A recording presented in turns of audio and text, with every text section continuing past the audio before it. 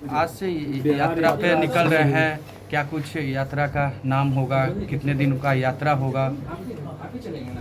देखिए, बिहार यात्रा हमने नाम दिया है, जिसकी शुरुआत हम आज ही से कर रहे हैं।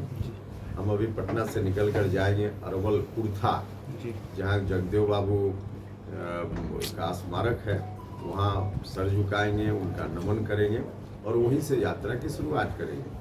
यह यात्रा क्रमवार तरीके से बिहार के विभिन्न जिलों में, सभी जिलों में होगी, तो लेकिन चरणवार यात्रा होगी। अभी फर्स्ट फेज में हमने जो कार्यक्रम बनाया है उसके हिसाब से अरवल, औरंगाबाद, रोहतास और भोजपुर 4 जिला का है।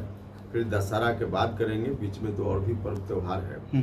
तो मुझको लगता है कि 2 से ढाई महीना में पूरे बिहार की यात्रा पूरी होगी। सर, क्योंकि इस बार जब लोकसभा चुनाव दक्षिण बिहार में देखने को मिला, जिधर आपकी यात्रा है उधर ही एनडीए को ज़्यादा नुकसान हुआ, तो आपको लगता है कि उधर ही मजबूत ज़्यादा करने की जरूरत है? हाँ, देखिए, इसलिए आप देख रहे होंगे कि हम हमेशा पहले भी हमने यात्रा की है, और जब जब यात्रा की है अधिकांश बार हमने चंपारण के इलाका से यात्रा की शुरुआत की है। इस बार हम जानबूझकर कुर्था से, अरवल से यात्रा की शुरुआत कर रहे हैं। यही इलाका है मगध का इलाका और फिर उसके बाद शाहाबाद का इलाका, जहां एनडीए के लिए अनुकूल परिणाम, अपेक्षा के हिसाब से परिणाम लोकसभा चुनाव में नहीं आया था।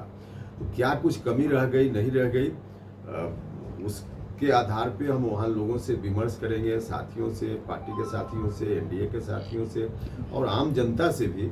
और स्वाभाविक रूप से जो भी कुछ कमी रही होगी उन कमियों को आगे दूर करते हुए और बिहार के अन्य हिस्सों से जो फीडबैक आएगा उसको लेकर के, समेट करके एनडीए की रणनीति इलाका वाइज अलग अलग विधानसभा चुनाव के लिए हम बनाएंगे, ताकि हर जगह मजबूती से एनडीए की जीत दर्ज हो सके। आप भी यात्रा कर रहे हैं, तेजस्वी यादव भी यात्रा कर रहे हैं, वो भी अपने संगठन को मजबूत कर रहे हैं, अगले साल चुनाव होना है। देखिए, अब स्वाभाविक रूप से विपक्ष के लोग हैं तो कुछ तो करते हुए उनको दिखना चाहिए, इसलिए कर रहे हैं। लेकिन उनको भी मालूम है 2020 में कुछ अलग तरीके के फैक्टर थे जिसके चलते उस समय उनको उतनी सीटें आ गई। इस बार वैसा कोई फैक्टर नहीं है, तो कुछ भी यात्रा कर लें उससे उनको कोई लाभ होने वाला नहीं है। वो धीरे धीरे सिमट रहे हैं, सिमट जाएंगे और विधानसभा का चुनाव आने दीजिए। 2010 में जो उनके खाते में चीजें आई थी उससे ज्यादा इस बार अगले विधानसभा चुनाव में नहीं आने वाला है। मुकेश सहनी ने कहा है कि सीएम नीतीश कुमार को रिटायरमेंट ले लेना चाहिए, अब उम्र भी हो गया है, उनका काम बिहार में। देखिए, इस तरह की बात जो लोग भी करते हैं, समझ लीजिए कि बिहार के विकास के विरोधी लोग हैं।